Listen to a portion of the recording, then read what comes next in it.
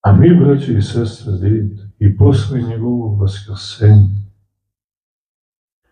posle toliko potvrda da je zaista ustao iz mrtvih, pored toliko svjedoka, pored toliko mučenika koji su svoju krv izlili za njega takvoga, mi ga, gle, ne tražimo.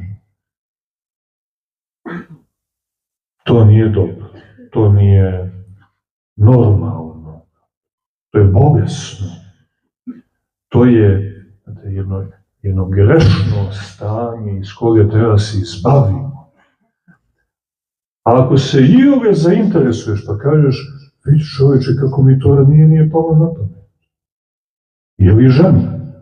Što me ti malo ne pogura. Ako je žena domaćica pa ima više vremena, muškarac je stalno na terenu, u lovu, rasijan, pa može ozbiljnu zamjerku da, što se ti malo ne pokrenu, pa me ne podsjeti.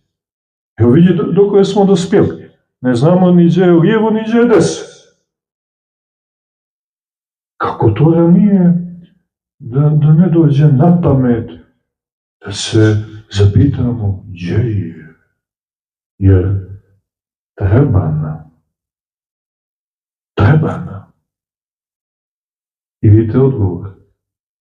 Tu je.